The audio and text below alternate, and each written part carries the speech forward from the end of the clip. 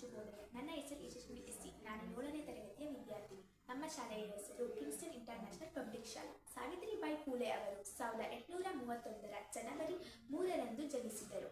ಮಹಿಳೆಯರಿಗೆ ಶಿಕ್ಷಣ ನಿರಾಕರಿಸಲಿಟ್ಟ ಕಾಲದಲ್ಲಿ ಅವರು ಧೈರ್ಯದಿಂದ ಮುಂದೆ ಬಂದು ಹೆಣ್ಣು ಮಕ್ಕಳ ಶಿಕ್ಷಣಕ್ಕಾಗಿ ಹೋರಾಡಿದರು.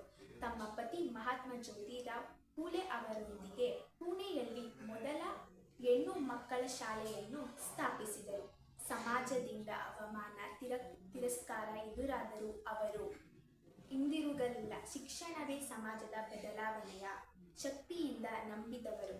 ಅವರು ಜಾತಿ ಭೇದ ಭಾವ, ವಿಧವೆ ಜೀವನ ಮತ್ತು ಮಹಿಳಾ ಹಕ್ಕುಗಳ ವಿರುದ್ಧ ಹೋರಾಡಿದರು. ಸಾವಿತ್ರಿಬಾಯಿ ಫುಲೆ ಅವರು ನಮಗೆ ಸಮಾನತೆ, ಮಾನವೀಯತೆ ಮತ್ತು ಶಿಕ್ಷಣದ ಹಕ್ಕುಗಳನ್ನು ಕಲಿಸಿದ್ದಾರೆ. ಈ ದಿನದಂದು ನಾವು ಅವರ ಆದರ್ಶಗಳನ್ನು ಅನುಸಾರವಾಗಿ ಪ್ರತಿಜ್ಞೆ ಮಾಡೋಣ. ಎಲ್ಲರಿಗೂ ಧನ್ಯವಾದಗಳು.